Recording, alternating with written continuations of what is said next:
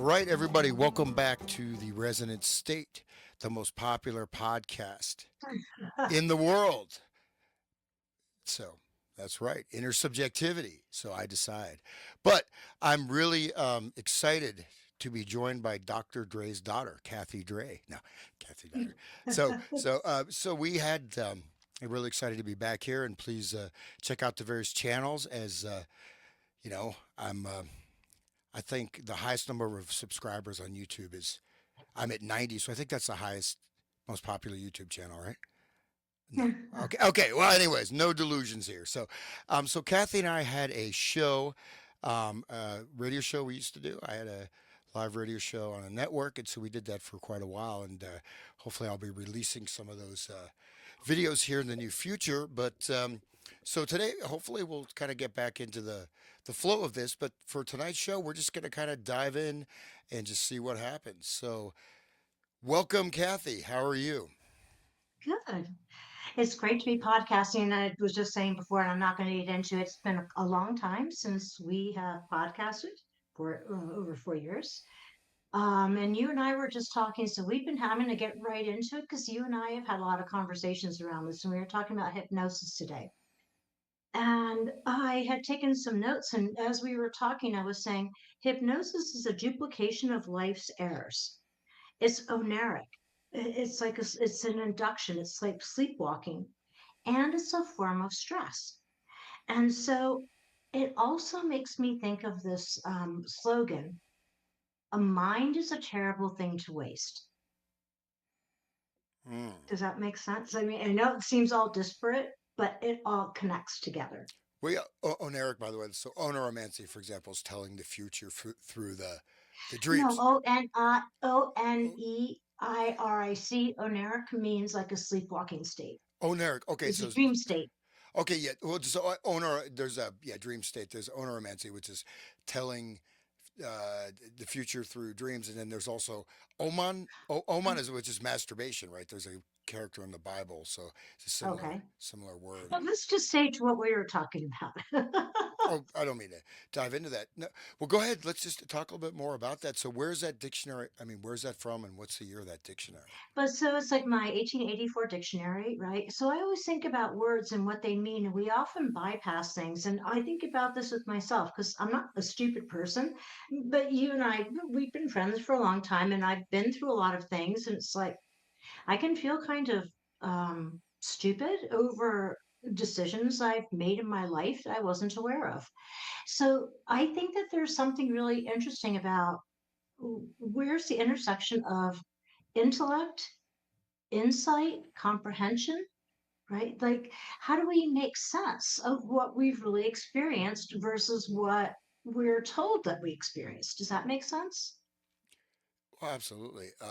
In the shows we've been looking at the Esther Brooks Pardon doc. me? Oh, no, in the shows I've been doing with William Ramsey, the other guy Sean, is that there's various definitions of hypnotism that go. One of them though is that it is a state of a waking dream.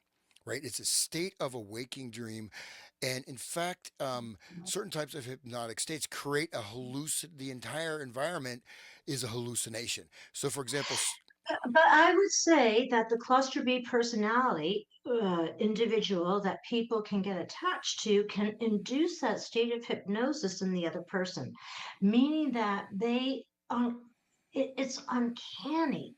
They have a sixth sense as to what the other person wants and needs, and they hypnotize them through that because they become. It's like Sam Faulkner tells with a shared fantasy, right? They become who the other person wants them to be without even realizing it. hmm, yeah, well, uh, so in a sense, you're saying that there's a well. Before we get into that, I just want to state that you look at cerebral inhibition, right, and also you look at Walter Penfield. Well, that's the first. That was 1934. That was remember Stuart Brand. Oh my God, Margaret. That paper that we found. Mhm. The Macy conferences were all situated upon that cerebral inhibition, which really means hypnosis. How do they capture another person's mind and get the other person to do the bidding of the other person's mind? And that's what they're doing. That's what groupthink is. That's what's happening right now. Well, yeah, and so some of the early neuroscience researchers like Walter Penfield and stuff, so they saw that. So they're inducing types of trance states, with the Mhm. photic driving flashing lights, but with a hypnotic trance, people could be functioning. They would have a normal waking consciousness in their brain state. They would not even know they were Mhm. hypnotized, and so that's. Right. And I think there's various levels of that. Yes, where somebody is, completely asleep and doing whatever, doing assassinations or blowing up school buses or dancing naked on a the It street doesn't even corner. have to be that extreme. Here's the thing. It doesn't even have to be that extreme. It's the small things that people do every day that are almost not noticeable, that people don't pay attention to. And yet, as those things accumulate, they really make a big difference in life.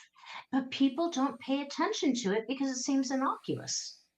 Well, no, exactly. So I wanted to say that a lot of people think of hypnosis as being this very intense thing where someone is completely controlled or they're whatever, either for the stage magicians or, people that are under some kind of, operational military grade hypnosis also with, which is also out there. But this mild level of trance state creating a almost a permanent state of a hypnotic trance. But again, it can be, as you said, it can be very almost, it can be completely unnoticeable. And how that's even affecting your decisions can be, you won't even notice, right? Unless you really, and in fact, I think if you start to notice, it's going to be initially very How do uncomfortable. you even begin to notice what happens in your life to get you to begin to notice, right? Yeah, well, yeah, unless you generate your will to say I'm going to do this. But then again, how many people would even want to admit that? Because then it's kind of chilling, right? It's not something that you want to think, oh, well, I may have been under, I may be under, said not may have been, I may be under some type of hypnotic suggestion or this or that I'm not even aware of. How many people even would want to even consider that as a Oh, possibility? Woodward, like I was. That's my dog. I was married for 25 years. I was with my ex-husband for 30, and I was hypnotized. And I'm a very smart person, and yet I didn't see what was happening in my own life. It's taken me almost 5 years to figure out what happened in my life. Well, I think that, I mean, I think we can really see that this level of certain types of induction of some type of transit is very, very, very prevalent. Um, Well, it's attachment based because what happens is that person represents the attachment in your life and it's a sense of security and safety. And so that person represents safety and security to you and you think that they've got your back. And so that creates some sort of semblance for you and then to realize that that was not true, it makes you question everything about who you think yourself to be, right? yeah, and so this is the, well, here's, I would say that one of the uh, major vectors of this is creating an artificial self within inside yourself that you are identifying with and protecting that's actually not you, right? Well, it's This a is a, mask, right? And that ties into what we talked about earlier today about interjects, right? With the Gouldings and Virginia Satir and Fritz Perls, where people create this identity for who they think they need to be in the world to be accepted. Because if I am who I am I going to be accepted? And this is like what I've gone through in my life. I spent I don't even want to talk about how old I am and how I've lived my life. Um, and I realized it's like I gave myself up because of how I was conditioned and how I thought I should be. And that's not who I am. yeah, well, I think, see, I think it's deeper than the mask, right? Because, um, the mask is something that you, in a certain way, you're putting on to cover up yourself. But I'm saying that the self that even is wearing the mask is But an does the artificial self construct. even realize it's wearing a mask? Well, I think it's not the self that's wearing a mask is also not the self. That is an artificial construct that's coming through, let's say, Lacanian inner mirror. So this is, Hmm. so you have these stages of mirrors, and then this is why people they freak out, they feel empty inside, they have identity crisis, this and that. And it's actually, well, look at the ChatGPT psychosis, or AI psychosis. How could that Well, happen? The Eliza effect. The shows that we did on Eliza, remember when we did it about Carl Rogers and the Hmm. Eliza effect, right? I think about the mirroring. Think about Cinderella. Mirror, mirror on the wall. Who's the fairest of them all, right? Hmm. The mirroring. Do you see that? Because we learn who we are in relationship with other people, and it's the mirroring. You don't get mirroring through the metaverse, you don't get mirroring through a machine. You get the mirroring back through the relationship with another person. Well, and that's something that I, for whatever reason, I think about, just because I try to, connect with various, states of attention, play with my own attention. But think about it, like, so you got these balls floating in your skull that are filled with fluid, and then the light photons hit, and they traverse the fluid, and then they hit these things, and then they go into, they translate electrochemical signals and directly hit your brain. You can never see your own face, right? Because the mirror is always reversed. So when you're facing the world, you're, you know you can project yourself in the world, everything is coming in, but it's very, without that reflection in some space, in some way, it's almost like you can be swallowed up, because the visual sense is so central, especially now with people having less and less of an embodied somatic self presence, right? Then um, you could just get pulled out of yourself continuously, and never find like an inner ground. So I make you It finding. does, and people don't know how to do that because I think there's so much confusion right now. Because how do you identify like really who you are, especially when there's so much confusion out there with things being put out like about technology, the metaverse, whatever. Who are you? And we're supposed to believe like relationships really aren't so important. It could be replaced by Chat GP Eliza, right? You can have a relationship with a machine, but you can't because the machine has no nervous system Mm. and we attune through the nervous system. And that's what people want, and that's what people are looking for. And I think this is another reason why things are so broken down right now, because things have, like over the last 5 years, things have broken down so much, and human relationships have broken down.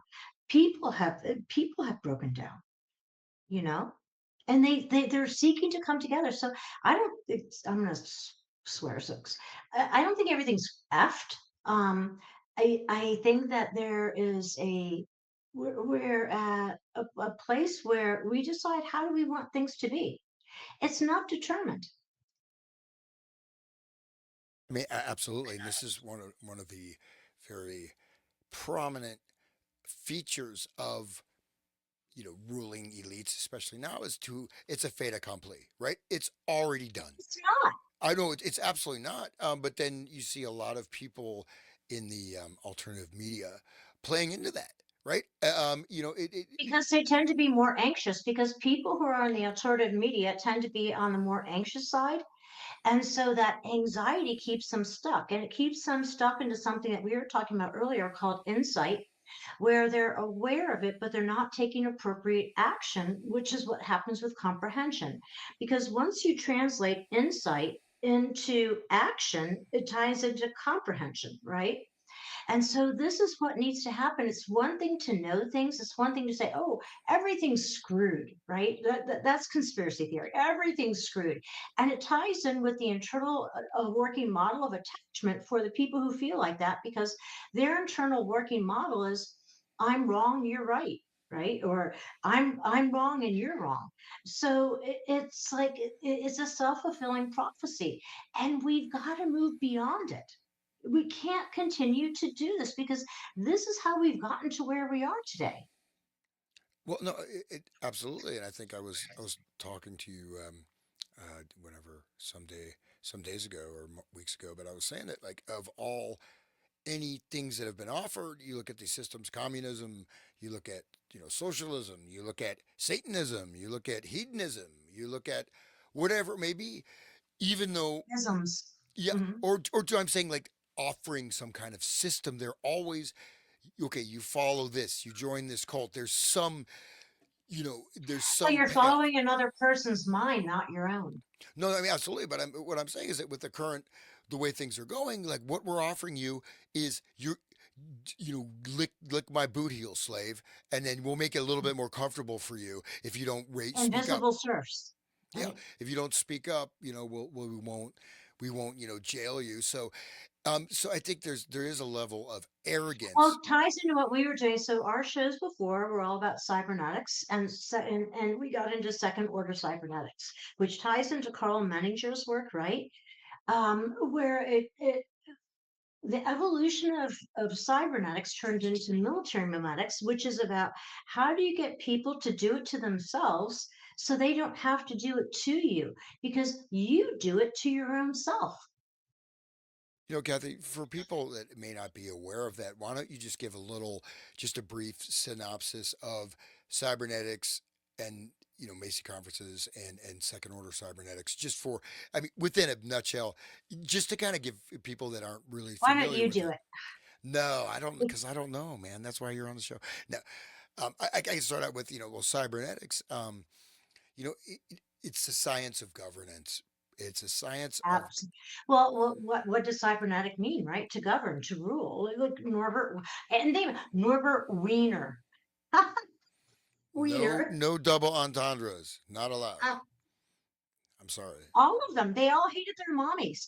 I mean, I have, and because I've sent you some of the books. I have a lot of the books on the transactions of the Macy conferences. And what perplexed me for a long time is that they were like about adrenal glands, cold injury, about the body, because what they knew is they could control the mind through the body. And as they could control the body, they controlled the mind, right? And this is the whole thing about cerebral that you were talking about before, cerebral inhibition, right? Hypnosis, the reticular activating system, the vagus nerve. All of this is critical. Well, yeah, and just to say, the cybernetics was, I mean, in effect, the cyber age. You look at a lot of our current system really evolved out of the Macy conferences, which were covered many different topics. There's a lot of people involved, of course. Gregory Bateson, Margaret Mead were. Um, Kurt Lewin, many others were there, but McCullough, Festinger, I mean, Gordon Pask. There's so many who were involved in it, and people can't believe that they could coordinate something like they did, and they did. well, the thing is, you have interconnected network systems. So you get one person is doing a particular type of range of research. You provide funding for this to occur at other institutions, and then you have on the ground. Columbia Yep. University. So, but it's very easy to spread this stuff out, and you Right. spread out also sort of you have chains, people, many people applying it. It's just like my former discipline, ethnomusicology, which it's kind of imploded. I don't know, just because I got rid of me. How could academic discipline survive without me? You know, I don't know. But no, I'm just kidding. But one of the things is this discipline, as far as I can tell, they went too much on the woke train, and and one guy, I'm sure he's not going to hear this. He's a professor. I know him. He got, uh, but he did it. He did this whole thing, this big article publication, why white males should not do ethnomusicology. But yet, of course, he's a white male running the department in this big thing. But he actually believes this stuff, right? And this is you cannot do if you're trying to do actual research. You can't do it that way. Well, see, this is what it's all about. This ties into military memetics. It ties into the work of Eric Hoffer, that like the Finkelstein the PowerPoint that I sent to you on military memetics. It ties into belief. It ties into the work of Eric Hoffer. If you can get people to believe a certain way, they will act in the way that they believe and they think, right? So the feeling and the thinking informs action or no action. And so that's another really important thing is the lack of action. Yeah, and so anyways, back to my point, which maybe is I wasn't expressing that well, but so it's very easy to put an ideological spin or a bias into any discipline, and then when you're generating, you have the whole network of graduate students, this and that. A lot of times, the people don't really know that have that much in-depth knowledge of the literature. So you say this is the way it is. So so with cybernetics, you see how this populating, getting certain centers, but then with cybernetics, you have a lot of on the ground deployment, which is distinct from a number of other um, academic disciplines. And again, this is not necessarily. It's more like say like a think tank type of thing, but um, going through all these different arrays of human human consciousness, brain operation, many different subjects, but primarily it is about creating a social order that is quantifiable, that is segmented, measurable, and can be For what controlled purpose then?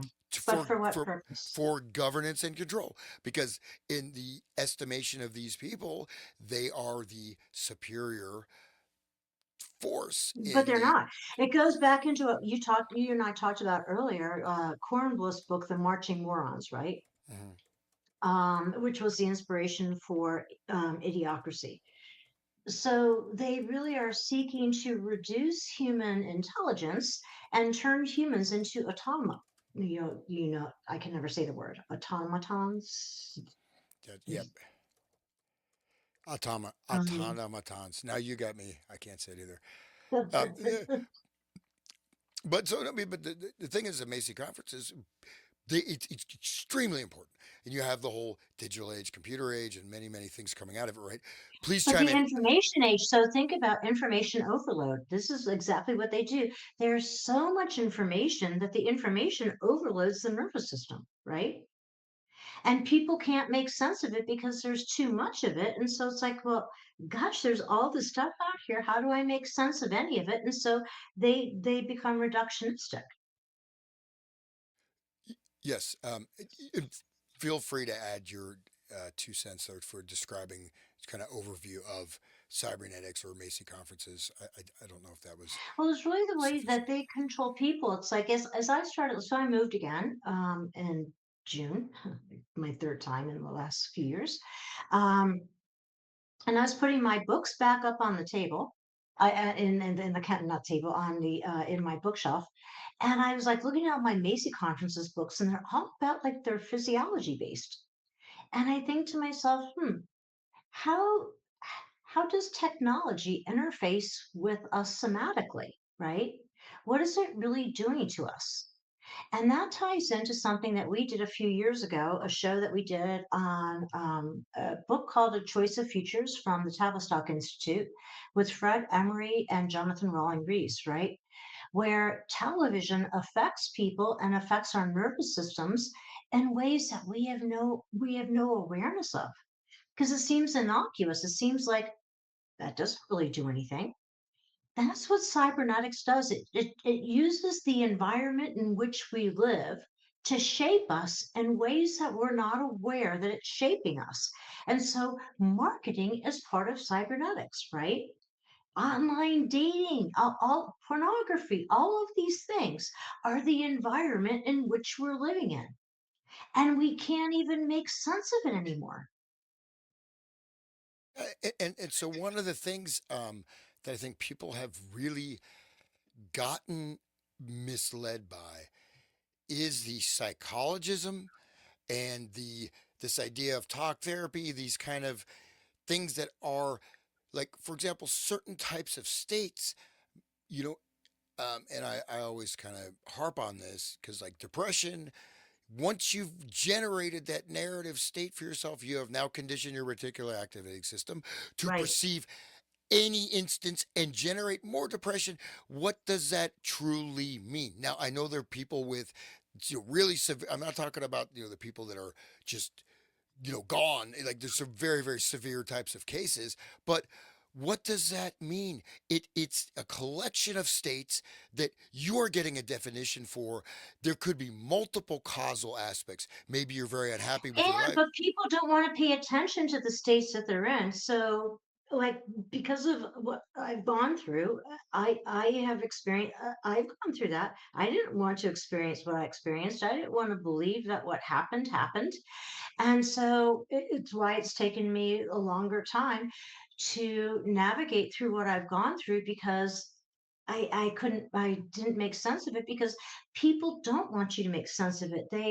It's like something they want to distance themselves from, right? So when things happen to you, it's like, no, you did it to yourself.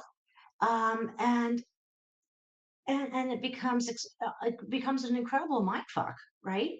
I didn't do that to myself, but I didn't know what I was doing, and that's the wild thing. I didn't realize that I was doing what I was doing, and especially because I'm so intelligent, I didn't grasp it, and this is what we've got to start paying attention to. These are the subtle things that we have to start talking about because people don't talk about them. And we think that, oh, that's really not happening. That can't be true. Like when you're talking about cybernetics and information overload, that's really happening. I can make sense of this stuff, right? No, we can't. It's too much. And they know that. No, absolutely. And going back to your earlier point about the fact that if you look at Freud started as a neurologist or looking at the human brain, a lot of the research was done neurophysiology. Pavlov was a physiologist, right? Luria. So Luria, yeah, a lot of the important Vygotsky, yeah, Vygotsky, a lot of the important work is connected because the basically nervous system. the brain has been so overvalenced and premised, right? And the amazing thing about the brain, so any organ of the body, right? The basic test to see what the organ does is A, you stimulate it, B, you attenuate it, or you take it out, you cut out your heart, you're dead, right? You do kidneys, whatever. But the brain, there's people that have 2/3 of their brain is gone.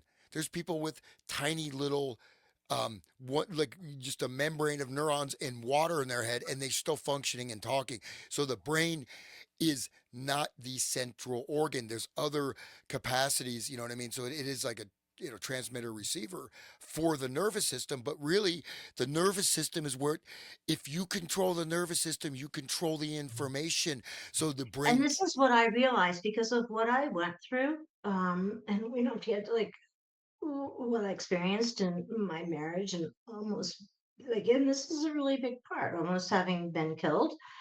Um, it really affected my nervous system and I didn't realize it because I was so intellectual. Because I'm smart, I can intellectualize things and I can have great insights, but I wasn't really feeling them.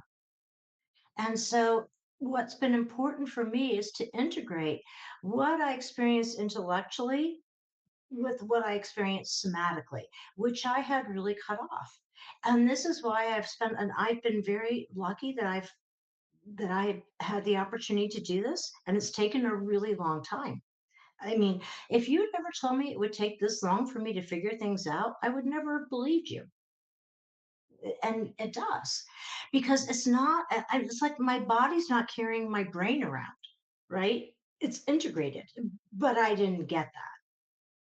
No, exactly. And but the one thing about the brain that is so important and fascinating for the modern version, of cybernetics, is that you get a loci of control, right? That you can control the entire human being through the brain. Right, That's the intended agenda. But then also the thing is that again, your conceptual mapping and modeling. I mean, look at people. What people will do because they believe something, right? People will do all right. kinds of crazy things. So, but especially when it's limited. So, actually you're getting there's lots of intelligence. There's in your physical heart, there's neurons there. There's tons of neurons in your gut. in There's your gut, your right? fascia, your Right, skin. So right. there's all kinds of information coming in. But if you're A, cut off from it, B, we've been, you kind of misguided in term, not you personally, but Or you're thinking that, oh no, that's not true because how many people, like how many times have you spoken to somebody and all of a sudden you speak and you get goosebumps all over, right? And you're like, oh wow, oh that can't be true. But it is true because your body knows, right? So it's like I think about this for myself. My body knew so much. This is one of the things I reflect on is how much my body knew and how much I ignored it because I just kept forging, going forward, right? Thinking that that was what I should do because that's the way that life is. But that's not really the way life is. That's the way life is according to other people who want me to live my life that way. and also types of trance induction potentially where you're doing actions. And one of the things is, say, going back to Luria, right? So Luria looked at very subtle, even types of hand movements, very subtle ways to trigger the nervous system, Yep. very subtle things. And even like you look at, say, nudging, right? You can have a tremendous impact through the Well, right. that goes into Cass Sunstein's work, right? And it goes into the whole thing of the other mm, EMDR. I forgot the guy's name, and Oh he yeah, does work with EMDR. Yeah. prosody of voice.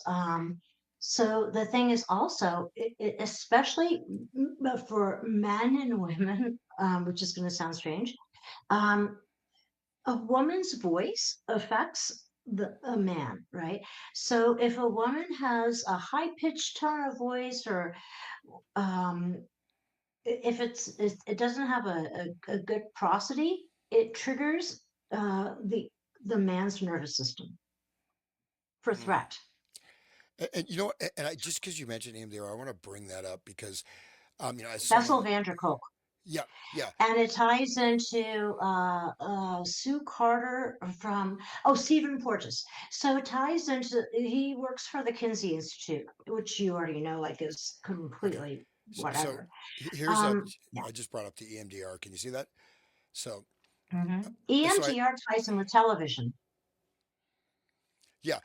But just to go through this, so as somebody, I have not time. EMDR is not what people think it is. It's dangerous. Well, It actually embeds trauma. yeah, well, no, exactly. And so, as someone, I haven't gotten into like I had like whatever nervous system, spinal issues, et cetera, et cetera. But going through all different types of treatment and therapy, like one of them being this microfascial release, which is supposed to remove all this stuff stored in your fascia. I think in principle it's good, but doing these things, it was incredibly painful, and then your Is body that what starts. raw thing is? No, no, no. So microfascial. So basically, what it's based on is very subtle. Like say, you have a subtle, very subtle pressure on the fascia and triggering things that are stored in the fascia, but your body will start moving by itself, and even it'll start moving by itself. When you're sleeping, you start. It's kind of weird. But what I realized is that because I was like, oh, I can take pain, I can handle any level of pain. You know what? That treatment, it you get okay, you're going to get usually in the beginning of these kind of treatments, you're going to get some kind of a payoff. Oh, okay, I feel better, but just keep going. No, you keep going. They're re-stimulating, re-aggravating the state, and in a sense you have allowed someone, especially when they've done, like say, this particular therapy I mentioned, they're going to have some Mm-hmm. pretty advanced knowledge of the nervous system in the Mm-hmm. body. You Mm-hmm. become a permanent patient, and you're not. And so EMDR. Let's just go through Self this. help. Well, let's Yep. just go through EMDR a little bit because this is an example of one of the sort of a cybernetic governance that this is an example of a type of therapy that is really not going to help you. You want to read that, or Right. I can read that? You want to read the first page No, there? you read it. I can't. I don't have Oh, my glasses on. that's okay. All right. I don't have my glasses either. But so, what is EMDR therapy? This is emdr.com. I think this is the main webpage. Eye movement desensitization, and reprocessing is a psychotherapy treatment that is designed to alleviate the distress associated with traumatic memories. Okay, now I don't I am not for 95% of the current medical system, except for like broken bones. Certain things are good at, but Right. like I mean, I almost got friggin' dead from, I got this, it was this kinesthesiology, energetic kinesthesiology. I mean, they can do very, very advanced types of programming. The actual stimuli in your body is not that much, but if you know these cue points and these kind of things, Hmm. so this guy basically locked me. I brought up, I said, well, I feel really good now, but I guess I think I have this, I was in this car accident when I was 16. I was in a coma. I think there's some really deep embedded trauma. Well, the wonderful therapist, he said, well, what did he call it? We're going to do a sabotage. Well, he told me after whatever the hell he did, he locked in that trauma state in my nervous system, in the front of my consciousness, and it took me like months to get rid of that. I mean, I'm lucky. Luckily, I have enough emotional stability or willpower, or whatever. This could have killed me. And this is okay. I'll say some of this shit is quite dangerous because they're, again, very, going back to Luria. There's things that are not, don't seem that big, but yet they can have They are. But they are, profound and effects. EMDR, okay, so EMDR, where they talk about like the desensitization, it ties into TV where they have the panning motion, right? Where the TV is always cutting from one place to the other. Television does the same type of thing that EMDR does, right? But you're not supposed to believe it. So when I started researching it and I realized that Bessel van der Kolk was involved in all of it, and then I figured out Stephen Porges, like the whole thing of polyvagal theory, and he's married to Sue Carter, who's the head of the Kinsey Institute. And look at who Kinsey really was and how he died by masturbating himself to death. I mean, it's insane. But we're not supposed to believe it. We're supposed to believe that, oh, all these people that are put up are like they're all these wonderful people. No, they're not. Well, yeah, and so let me just read this a little bit here, because again, this is very important, because a lot of, no, I mean, I believe by the same token, there are positive therapies, but I think ultimately, to go through something, you have to go through it yourself. You can have some support, Yes. you have to clear it yourself, and you can't get like this. Let me read what their claim is. What is EMDR therapy for lay people? Again, from the website, EMDR, Mhm. eye movement desensitization and reprocessing. And this is a term you hear a lot: reprocessing, processing. Okay, is a psychotherapy. So it's a psychotherapy. It's actually neurophysiological activity. But anyways, is a psychotherapy that enables people to heal from the symptoms and emotional distress that are the result of disturbing life experiences. Repeated studies show that by using EMDR therapy, people can experience the benefits of psychotherapy that once took years to make a difference. It is widely assumed that severe emotional pain requires a long time to heal. EMDR therapy shows that the mind, in fact, can heal from psychological trauma, much as the body recovers from physical trauma. When you cut your hand, your body works to close the wound. If a foreign object or repeated injury irritates the wound, it festers and causes pain. Once the block is removed, healing resumes. EMDR therapy demonstrates that a similar sequence of events occurs with mental processes. The brain's information processing system, cybernetics, naturally moves towards mental health. If the system is blocked or imbalanced by the impact of a disturbing event, the emotional wound festers and can cause intense suffering. Once the block is removed, healing resumes. Using the detailed protocols and procedures learned in EMDR therapy training sessions, clinicians help clients activate their natural healing But processes. how can they do it when the therapists themselves are screwed up, right? So think about this. You got the therapists themselves who's screwed up, and how are they going to help you to clear what you're going through when they still haven't dealt what they've gone through, right? So think about, it's like it's really an inside job, and this is something that we've been so distracted by. EMDR is just like junk food, right? It's like, oh, hey, do EMDR and you're going to be completely solved of all of your emotional issues. right? Y- Yeah, no, absolutely. I won't. We'll get some more. We'll get into this a little more detail because I think I'm glad you brought this up because this is a way we mentioned cybernetics. So here we are looking at again the website for clinicians. Next page. What is EMDR for clinicians? Eye movement desensitization and reprocessing is a psych Desensitization is what? Dissociation. yeah, is a psychotherapy treatment that was originally designed to alleviate the distress associated with traumatic memories. Shapiro, 19. So this is the guy behind it, 1989 AAB. Shapiro's 2001 adaptive information processing model. So here we have a cybernetic system theory Well, model. adaptive is an important word because that ties into attachment, and that ties into John Bowlby's work about insecure attachment. Insecure attachment is adaptation. So you have to understand, like, you have to be well read to understand what words mean. So, what they're telling you right now is this is about insecure attachment. Yeah, well, let me continue. So this Shapiro guy, so posits that EMDR therapy facilitates the accessing and processing of traumatic memories and other adverse life experience to bring these to an adaptive resolution. So notice that word adaptive. Okay. After successful treatment with EMDR therapy, affective distress is relieved, negative beliefs are reformulated, really, and physiological arousal is reduced. Well, I personally like being aroused. I'm just kidding. Okay. During EDMR therapy, the client attends to emotionally disturbing material in brief sequential doses while simultaneously focusing on an external stimulus. Therapist directed lateral eye movements are the most commonly used external stimulus, but a variety of other stimuli include hand tapping and audio stimulation. Shapiro 1991. Shapiro hypothesizes that EMDR therapy facilitates the accessing of the traumatic memory network. So, okay, network No, it's theory. embedding, actually embedding it. Yeah, so that information processing is enhanced with new associations forged between the traumatic memory and more adaptive memories or information. That sounds kind of creepy, doesn't it? These new Mhm. associations are thought to result in complete information processing, new learning, elimination of emotional distress, and development of cognitive insights.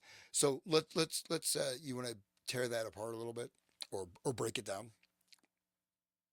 Well, really, what it's doing is inculcating, it's conditioning people to think in a certain way. It's reductionism. It's reductionism.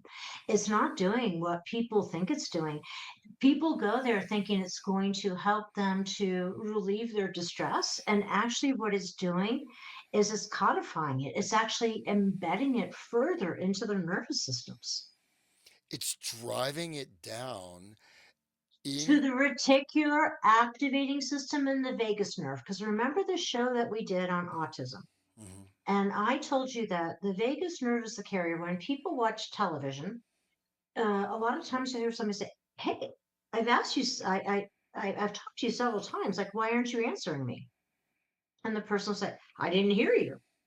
And they're telling you the truth. Because what happens is that television, when you're watching television, it affects the reticular activating system, and your body isn't registering, your mind isn't registering, and so it doesn't connect back through the vagus nerve in the reticular activating system such that you are aware of what's really going on. You're hypnotized, right? You're, So it's another form of hypnosis. And that's what they want. And that's what Luria, Vygotsky, the Russians did, right? Pavlov is all about how people who look awake, but remember when we did the shows on Martin Pauly, A Private Future, people can be awake, but they're actually somnambulists. They're actually sleepwalking through the world, which ties into Gordon Lawrence's work, right? So people appear to be awake, but because they've consumed television, they're really asleep because they're not in their own mind. well, no, exactly. So I think this is a great case in point. And we could probably dive in deeper a little bit on this. But so basically, you're looking, number one, you have approach, which is an information processing model, which is most likely based, say, on a Chomskyan type of, or one of these, computer maps of the brain, just basically like a computer flow chart, like any type of Hmm. a blueprint. Um, so you're looking at information processing, Hmm. distress associated with traumatic memories. So you're looking at a memory, and this, okay, that's a type of information, that's a stored memory, like on your hard drive. Alleviate the distress associated with traumatic memories. So this memory is giving you distress. Okay, that's the thing. Adaptive information processing. We might want to see what that is. Actually, I'll have to look that up. But so you mentioned adaptive. So facilitates the accessing and processing of traumatic memories. Now, one thing that I have, I think I told you this a while ago. Like I don't. If there is something that is okay, I don't necessarily, some things if there's something that's in your nervous system that's embedded, it may just be embedded in the body. You may not even have to go into the memory, just remove it from the body. You don't, you doesn't, Hmm. there's, I think what happens is that, you get this trauma badge, right? Oh, I have a lot of, that's what one professor I talked to, all the kids, they're like, oh, I have so much trauma. I have trauma. I have this. And that's so you get your trauma learning badge. Okay, so now basically traumatic memories. Well, okay, go on, but other adverse life experiences bring this to an adaptive resolution. So, what do you think it means by adaptive resolution? What is an adaptive resolution? Why not just a resolution? Well, it's a mask. It is a way that you compensate. So if it's adaptive in that way, it's not really authentic, right? It's what you think you should do or how you think you should be able to cope with something that a lot of times is untenable, right? You've had to go through something that's very difficult. Yeah, but so the adaptive resolution, in a certain way, what we see is that they're actually admitting here. This is for the clinician again. This is the advanced one. The other one talks Mhm. about festering wounds, right? They have a nice little graphic model there. And if you see that graphic there, this wonderful, how many 6-lane highway going there like some neural circuitry. But effective distress is relieved. So you feel a little bit better after the treatment. Negative beliefs are Mhm. reformulated. What does that mean? Why do you need to reformulate? Just fucking It get rid of your still negative affects you beliefs. unconsciously. So you can consciously try to change it and say, just like a Stuart Smalley, I'm good enough, I'm blah, blah, blah, right? But it doesn't really change anything if you're unconscious. No, because your unconscious is what you truly believe about yourself. Yeah, so that's where this is where sorry for swearing. I'm not sorry. They say confident people never swear. I am now going to be an alpha male. I told my wife today. I said, you're the luckiest woman on earth. She's like, why? I said, because you're married to me, baby. She didn't believe it. I tried. Okay. Anyways, but negative beliefs are reformulated. Well, why not? They don't. Why reformulate a negative belief? Mhm. If you have some, you have something that's poisonous or toxic. Oh, let's move these little pieces around. You still have, and if it's reformulated, it means it can just recongrew again, and then I always think about RE words. RE is always going back to the past. And you mentioned something before. I forgot what the word was that you used about RE, but it's like whenever we're redoing something, reimagining something, redoing something, it's like, why? yeah, Right? um, It's not creative. It's not curious. It's not innovative. It's basically regurgitating. regurgitating what already was. Yeah, and then physiological arousal is reduced. So what is arousal? Well, that in a sense, your arousal is your awakened state. So it's putting you to sleep. It's not saying that it's Hypnosis, you're hypnotizing yourself. yeah. So what you're doing is you're getting effective. So your emotional distress is relieved. I mean, at least temporarily. Negative beliefs are Mhm. reformulated. Well, they're not destroyed; they're just sort of rearranged, and your physiological arousal is reduced. Which means maybe you feel calm after the treatment because you're in a half somnambulent state. Um, Okay, and then brief But it's not sustainable, but it's not something that lasts. It's not something that really changes you as a person. well, no, exactly, and I think they're here. And notice Shapiro hypothesizes. So this is not, there's things that are proven, right? If I mean, even in medical science, there's things that, well, these are, you do this, this is going to happen. You add this, this and that. There's types of surgery or whatever. I mean, stuff obviously exists, but they're not hypotheses. They're proven, right? So it's Hmm. a hypothesis. It's not, there has not been, it's Like not a even theory. it's not even, no, it's not even a theory yet. A theory, at least, a theory means it's a hypothesis. I can hypothesize that you're a gray alien, and I can Hmm. hypothesize that I'm a I'm an elephant. So I made a Hmm. hypothesis. Now with that hypothesis, we can look at the evidence. Well, it looks like you're not a gray alien. Oh, I don't have a trunk. Oops. Okay, so that hypothesis is incorrect. So, but literally, a hypothesis can be anything. It is the. So I don't think a lot of people don't know. I mean, to become a theory has to have a body of proof. A hypothesis does not have that. It Right. is a Right. hypothesis. It is a premise. Now, it's a very important function of scientific inquiry. You have to be able to posit things, hypothesize. I hypothesize the world is flat. I hypothesize the earth rotates around the sun. Then you do you get your actual empirical data. So this is Hmm. just a hypothesis, but facilitates the accessing of the traumatic memory network. So right here, that's a red flag to me. What is the traumatic memory network? What is this? To what extent is this actually creating a traumatic memory network? So if you look at it, it's almost like a model of the human. Their soul is, it's like almost like a rotten house, like an old house. Maybe the facade looks good, but you go inside, everything, the plumbing doesn't work. There's black mold Hmm. everywhere. I mean, it's kind of, to me, maybe going a little bit, what do you call it? I'm a little over enthusiastic. But I think that this stuff, when I see something that I think is a lie that's harming people, I actually I get angry or I get irritated. Hmm. But accessing the traumatic network. So now you have a traumatic memory network. I do actually. I've never even looked at this, so I do want to look into that. So you get to access it. Well, maybe you don't need to access it. Maybe you need to live through it and move beyond it. Why we need to keep accessing it? And that's a really hard thing. Like, so I think about like what I've gone through, and it's like I realize I can't continue living in my past, right? It's like what happened happened.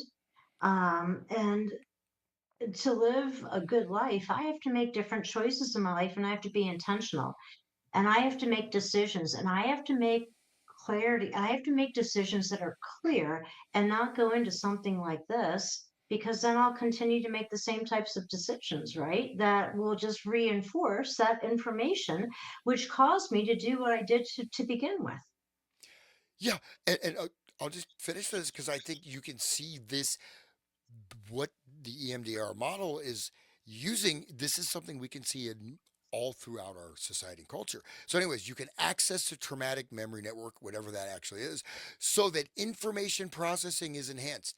Okay, what information processing?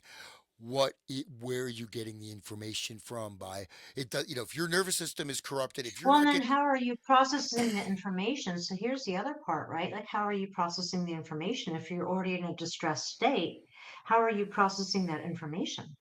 yeah, and then they go on with new associations forged. So look at this language, it's important. Again, this is the main website Hmm. of this therapy.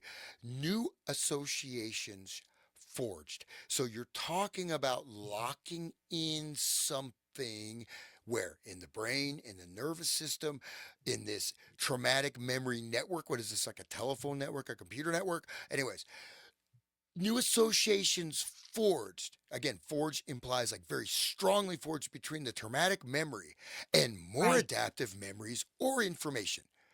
What does that really mean, Kathy? Tell me. Hmm. Did I put you on the Well, spot? they're implanting things in people's minds. And so you're doing what you think you should do, which really may not be like authentic to who you are, right? So this is really an incredible mind fuck. It really is. Well, I mean, so, And it's sold as, oh my God, look at how wonderful this is. It's like going to cure everything for you. But it doesn't. It actually reinforces the trauma. well, what's great though about, now we've talked about this, but like I said, this is the first time I've actually looked at their, their website or whatever, and so we see that they're admitting right there it's a hypothesis, so Adaptive. it is not proven, and this adaptive thing. So new associations forged between the traumatic memory and more adaptive memories or information. So you're making new associations. So it sounds like that traumatic memory network is still there. It's not going It away. is. Right. You have, and what does it mean? More adaptive. I mean, more adaptive means what? I'm not actually sure what that means. If you know, more adaptive memories or information. What information? What are they talking about? What do you think? And that's exactly what we should be questioning. It's word salad because it doesn't make sense. Because what they're telling you is it doesn't make sense. Because if it made sense, it wouldn't be confusing. Here's the thing that's so important: when truth is being spoken, you don't question it because it makes sense, right? When people are trying to scam you or something's being done like this, like look at the lines, like look at how all this is. I mean, it already tells you that it's a scam, right?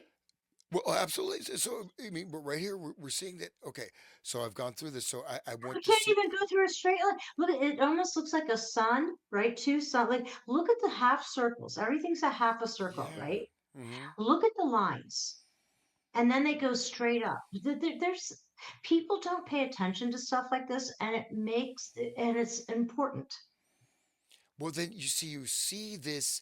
So in a sense, it looks like these six. Is there six or seven? One, two, three, four, five. Is it seven? One, Yeah, two, seven. three, Yes, it's seven. seven. Seven, right? We have Yep. a cult number seven now. But sometimes Well, there's a look cult, what it does. It's like it goes through and then it curves and then it goes up through half a sun and it goes straight up. or else it's being dropped in from outside.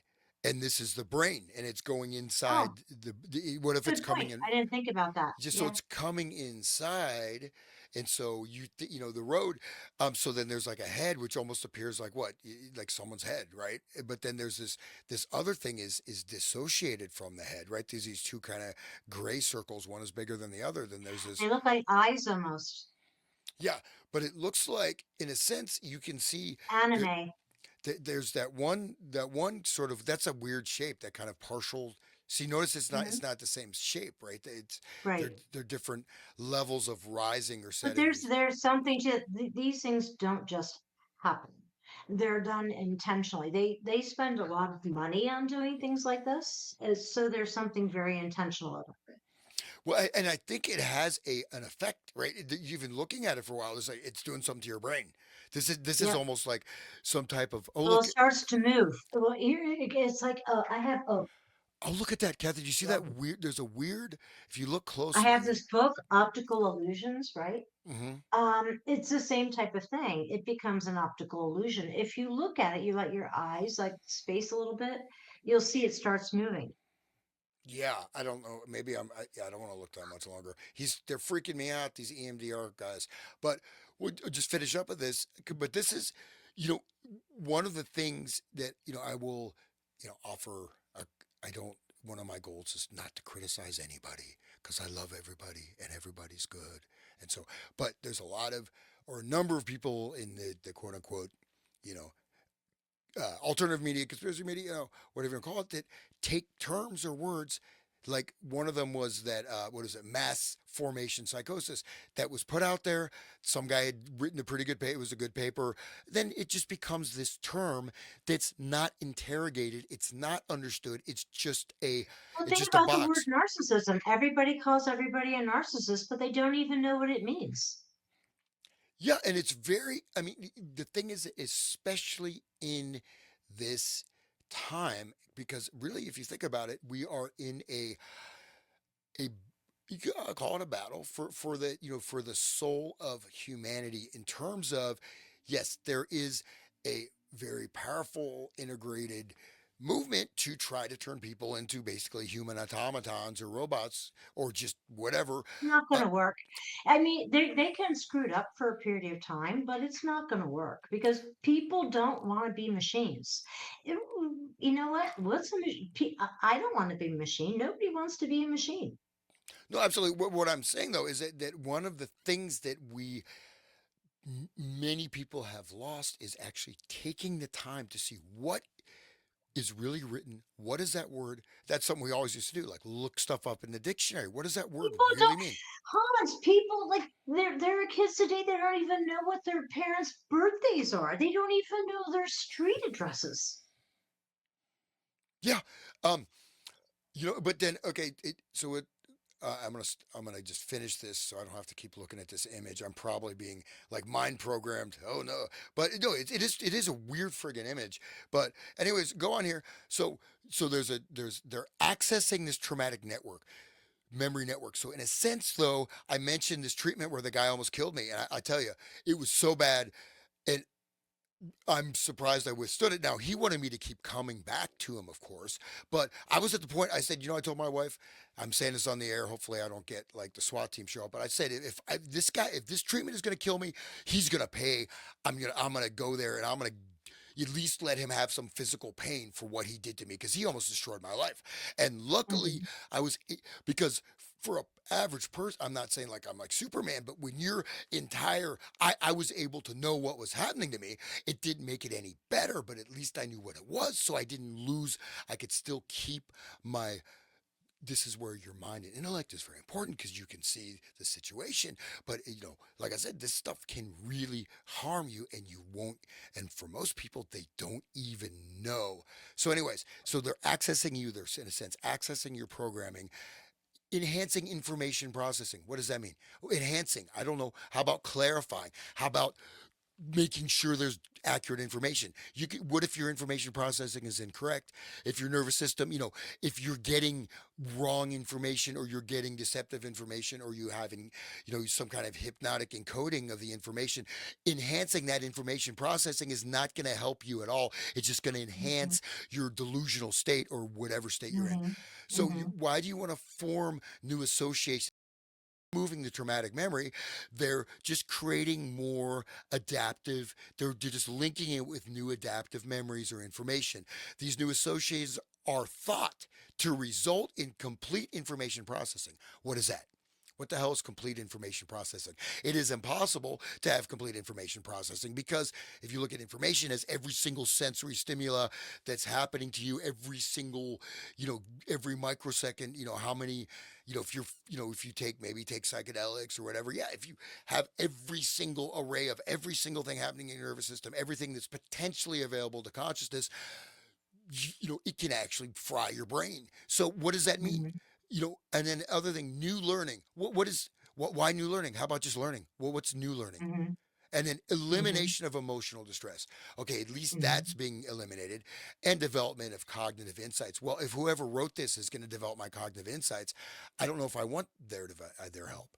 Sorry, um, but I just to see that. Okay, this is important because this will harm this. Like I think now you mentioned this is harmful. We're seeing they're saying, right, if you understand the language and what they're saying, they are accessing and bringing up these traumatic memories. They're creating a Mhm, dissociative pattern, and then mhm, they're just re-implanting them. They're keeping them implanted. They're just tweaking how you approach them, so you have to keep going back. And now it's embedded the trauma, as you said, it's going into your nervous system, and you're in a you're going to be in a you're not even doing anything about the actual problem, right?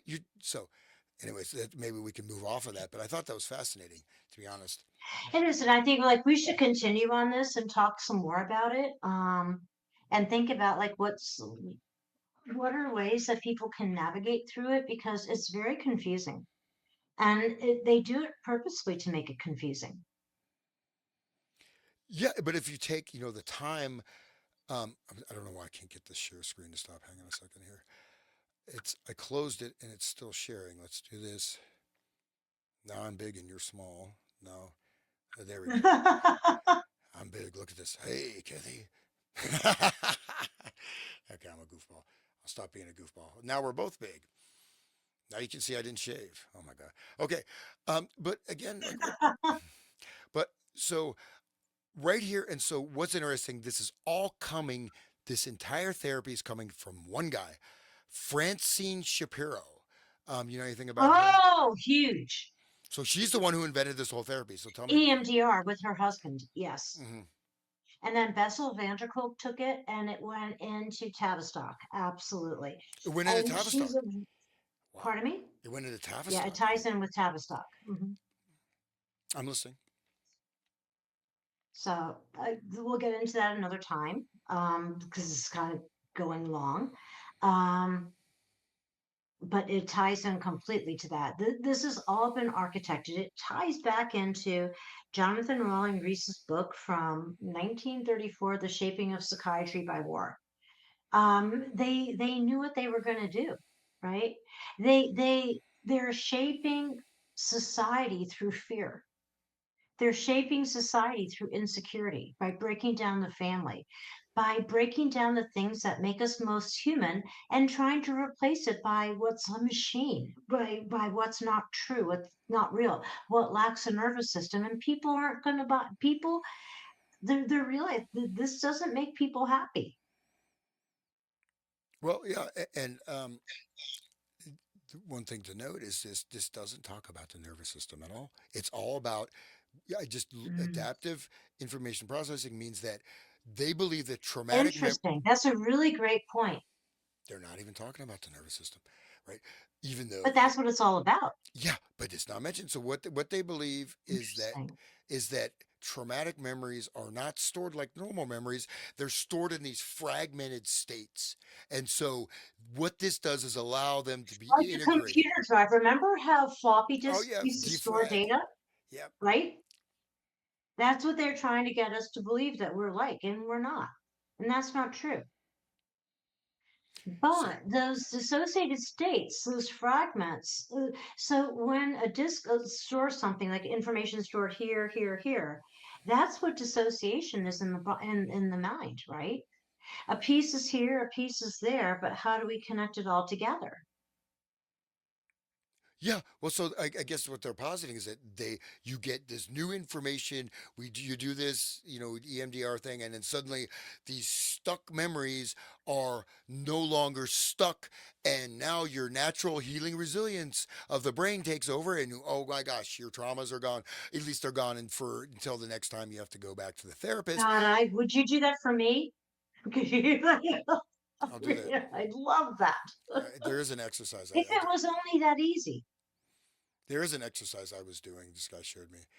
No, I probably should do it on air. No, no, it's good for the brain. Okay, I did it. I may edit this out of the video, but like, so it is good. You stick out your tongue, and then you just move your eyes opposite direction like this. So, No, there's something to that. That's what that there's also another thing that I did besides EMDR is something that begins with R. The same type of thing where the eye move, there's something about eye movement and memory. yeah, well, this is basically for it's just sort of a you're act because you're bringing the attention to the tongue, and this sort of Um, well, I don't actually know what it's supposed to do or why it works, but I do it. This guy showed me, some old guy in this village in Uh-huh. India, but he showed me some other different, just things, arm movements and kind of really simple things, but Yep. primarily this is like to relieve neck pain or whatever. But so you're activating different parts of your brain. Like one thing that's great is that, you have these 2 points below your sternum. And if you put your hand over your your navel, right? So this activates like 4 different parts of your brain just doing this, and it's literally a brain reset. So if you're like trying to learn something, your brain gets stuck. So yeah, left hand on the navel, and just go like in circles like that, and and I've seen the actual what it does, right, where it stimulates Hmm. your brain. So this stuff simple, it actually works. But EMDR and many of these other things, you're letting someone inside your head. You're letting someone I inside your head. exactly. And you're letting somebody else control the way that you're thinking, right? So it's we've got to be really careful. It's like mental hygiene is extremely mental and emotional hygiene is very important. Well, listen, look at this. Check this out. Just read this. This is just something on that adaptive information processing model. Check this out. This is kind of chilling. Maybe not chilling. For me, it is. I guess I'm very easily chilled. But okay, it is believed that bilateral stimulation used in EMR mimics processes that occur during REM sleep, helping to. Oh, that's huge. That ties in with Martin Polly, and that ties in with the private future and the choice of futures. Remember, I sent you the book on that. Yeah, no, I That still have it. completely makes sense. Okay, so helping to tax working memory. Wait, why do you want to tax your working memory? Okay, elicitate the orienting reflex. You know what that is? The orienting Yeah. reflex, and Well, that's what activate, television does. And television actually hijacks your orienting reflex. and then activate the parasympathetic nervous system. Wait, you want to activate okay, activate the parasympathetic nervous Which system. ties into okay, so this is why people become passive aggressive is because the parasympathetic nervous system is activated when it's really the sympathetic nervous system that should be activated. Yeah, why would you want to activate that in a therapy? You know, I mean, this is, I mean, you know, so um, slow heart rate, okay, dizziness, conditions. Okay, I'm just reading. Anyways, chronic fatigue. Okay, anyways, but it's so it just so they're messing around with the vagus nerve, this and that. Um, okay, and resumption, and therefore the resumption of adaptive information processing. Well, I mean, information processing means what? How you make sense of your world. Okay, observable changes in thoughts, images, and body sensations. Integrating that the traumatic material has been properly integrated and no longer causes distress. Wait, why do you want to integrate it? Don't you just want to get rid of it? Why do you want to integrate your trauma? Exactly what you said. They're admitting directly, no, we're driving it deeper inside of your Mhm. nervous system. Wow. I know. Well, this has been really great. Let's continue this and go into a deeper dive. I'm going to go in through some more of my notes because I've been doing a lot of research on this. The things that we've been told that will help us, oftentimes, just like EMDR, do the opposite of what we've been told that they're going to do. Yeah, and I think next time, depending on when you want to do it, because it's not a I'm the god of my own little radio network. I'm not, maybe not, but at least by YouTube. But I think that I think I would really like to look at the neuroscience for cities, future cities. That's a very interesting. You sent me that. You remember that? I sent you that, right? Yes, you did. Yeah, I thought it might be interesting to go. And did I send you? Okay, we're not going to you take this out, but there's another paper I sent to you. You can see my black eye here. I put makeup on. Um, there's another paper I sent to you, and I'll look for it about how they know that it was a Dutch study that by creating crowded cities, it resulted in homosexuality. Wow. Well, I'll have to dig that email. Well, Edward T. Hall, right, The Hidden Dimension, talking about buildings, environment, you could say culturally specific, spatial relationships between self and others, how the personal space is. Huge. Remember when we did the Fred Turner? I think we did a show with Fred Turner where he was talking about Margaret Mead. Remember that one? Yeah, yeah, yeah. The counterculture from the counterculture to whatever. He was talking about that. That's absolutely true. Yeah. And so, but these, again, so what we have are in this, if you want to use a cybernetic model, you have information that you are, it has now been either you're unconscious of it, you're not aware. You go to Las Vegas, you're not aware of the carpet. You're thinking about Right. gambling, but this carpet, the lighting is having a tremendous effect on your Okay, nervous so system. my friend, okay, so I worked with the head of internal audit for a company, the large company I worked for. He had a consulting assignment with the Cosmopolitan Hotel. Their carpets are designed to stimulate women feeling sexual. Everything in there, it's like when they talk about, oh, their restaurant got the best restaurant award, it wasn't because of the food, it was because of the environment that they created. Mm. Everything is about the environment. It's the music, it's the scent, it's the way, it's the feel of the carpet. These are all somatic things that people don't pay attention to because they think they're innocuous. Yeah. Well, I think um, and if you don't mind, I most likely will keep this in the show unless I can send it to you. If you think, I don't think there's anything off color. I didn't say like I'm going to try to buy that carpet for my house. Maybe that'll help. I don't know. Saying that that she's the luckiest woman because she's married to me didn't help. But anyways, but I'm trying. I said, you're so lucky. Why? I think you're the luckiest woman. Why? Because I'm so wonderful. She's just like, you talk about the world's largest eye roll. I guess I got to go get some books on that. I need to read a book. How to, how to. I guess I could write a book on how to fail in trying to, whatever. Anyways, so I was at this, grocery store. I think I told you, and I smelled the scent, right? And I noticed, and I could see the entire everyone's demeanor, deportment, everything changed. Okay. So whether there was some chemical release, whether there's a reaction to the scent, and you see one of the things that's happened is people have become so desensitized to their environment unless Yep. they call to their attention, right? But most of the time people, they're in their own world. I'm You don't shopping. even notice. They don't even notice. And also though, one of the problems with this is that there may be something that's affecting you. It may not be. And what if you blame yourself? Oh, it's my fault. I'm feeling agitated. It's my fault. No, someone just released a friggin' chemical agent in the store and you can smell it and your eyes are getting a little watery. So something is having effect. But there's something, give me 1 second. TMI, I've got to go pee. I'll be right back. Okay. I All shall right. receive. Well, anyways, we're going to probably wrap this up here shortly, but I hope people find this interesting, just going through this type of information because, you know, I mean, if something's helpful, I mean, I think it's great, but you don't want to. Oh my God, the dog is coming. We have a special guest. Anyways, it looks like it just froze there. I think it just stopped. The dog has frozen the computer.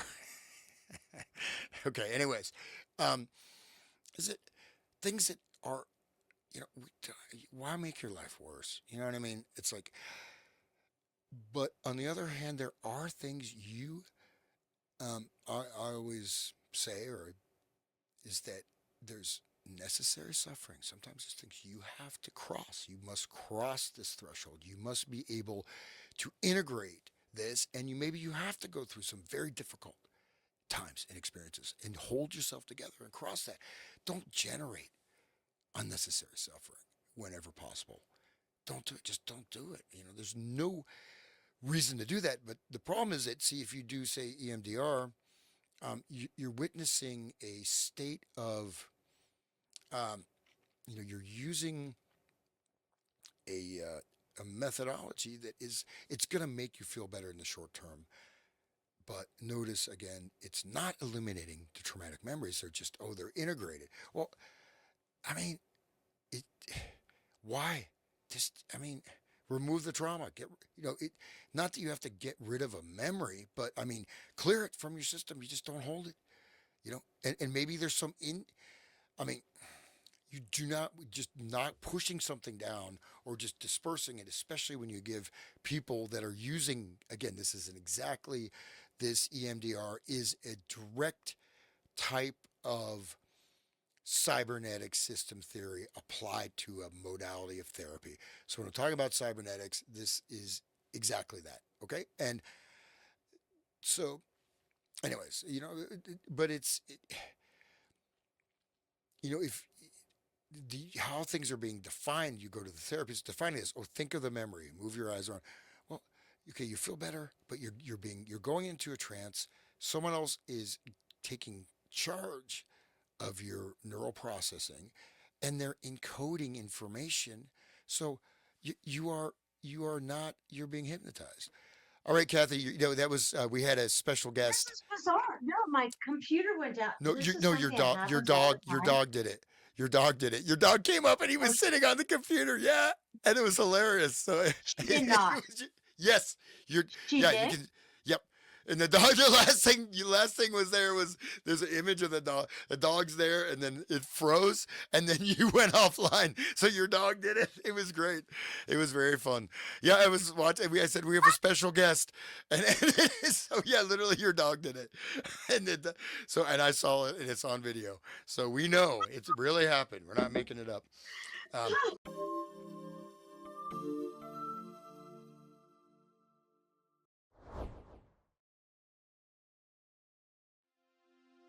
Those images are just stuck in my head. My childhood was so bad with the abuse. I've been to therapy for years. I like my therapist, but nothing really changed. I can't stand going out to bars or being around people. I drink alone. I think it used to make me feel better, but not anymore. Since the attack, I feel numb. Had to leave school and work. My life just stopped.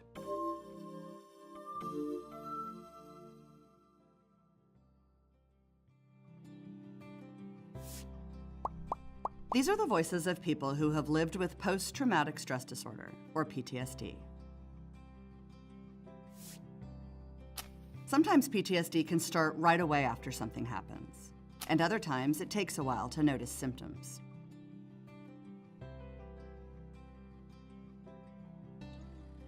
Either way, when a person has PTSD, it usually means that painful memories become a problem in a person's life. And that's when someone might need some help. But PTSD is a condition that can be treated. There are a few therapies that work especially well, and eye movement desensitization and reprocessing, or EMDR, is one. EMDR is an evidence-based treatment, which means it's been proven to be effective more often than most other types of therapy.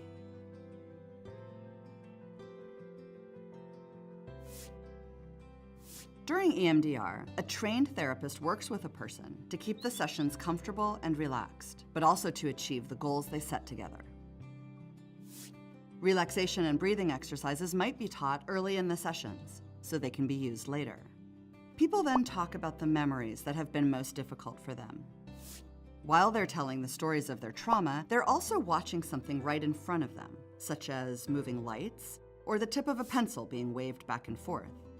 The repetitive eye movement can be distracting or calming, and telling the story becomes easier. This is desensitization.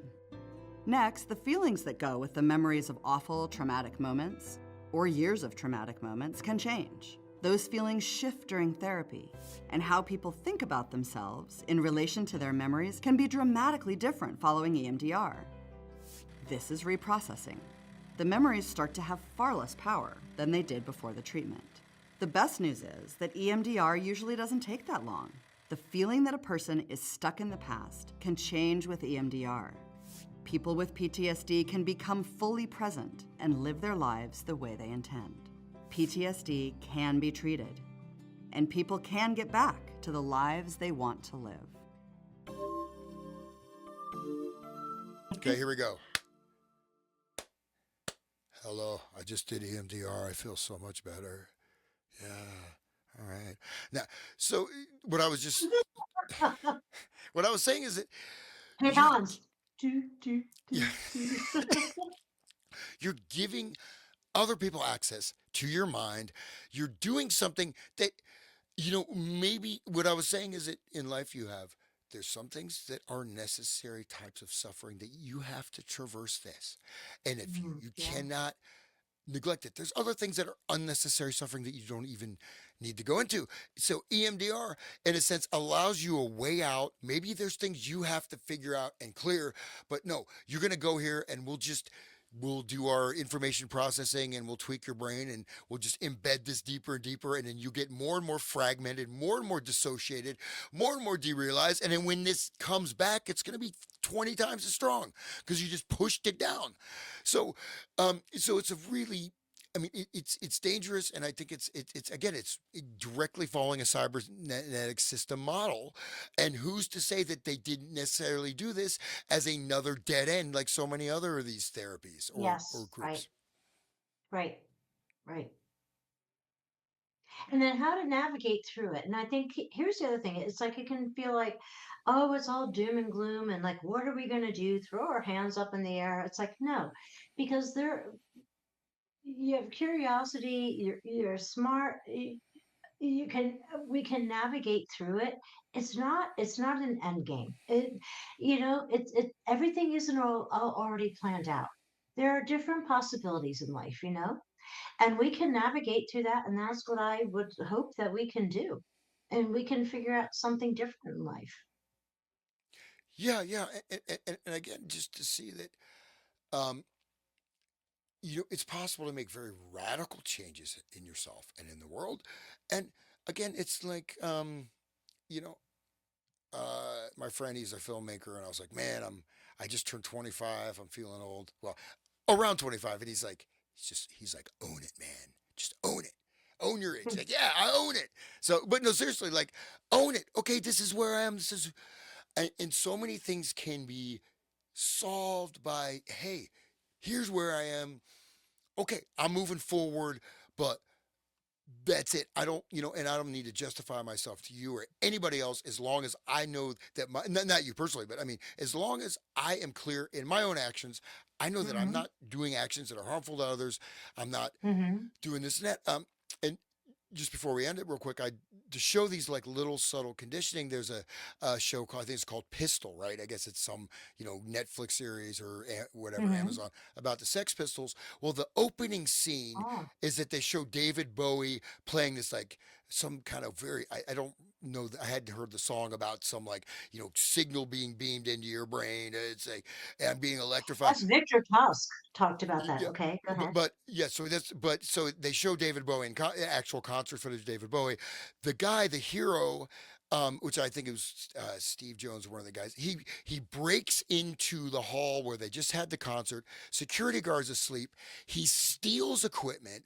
He gets the equipment and he just steals all this equipment. Security guard runs after him. He drives off and he's just like, he doesn't even feel. He's like, yeah, and then he steals a car.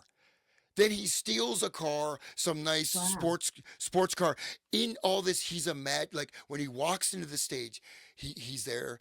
Walks into the stage. He holds the mic. Suddenly, he sees himself as David Bowie. He goes into this imaginary world, and suddenly the bright lights come on. So they show it like it's actually happening, right? They show like the fans are screaming. So he goes up, holds the mic, yeah, and it's like he's David Bowie, right? But they show it actually. So when he's driving the car, he's like David Bowie and whatever driving the car. He stole the car. The police pull him over. And he said, "Can you get out of the car?" Sure. And then he almost runs the cop over. And he's like, "Yeah, rock and roll." And so this guy Huh. almost kills somebody, breaks into a thing, steals this equipment, and then he goes, does some other antisocial thing. The whole time he's Hmm. smiling, and it's like he's so powerful and he's such a hero. That's just in the first like 5 minutes of the show, which I turned off after that. But look at that. What is that conditioning?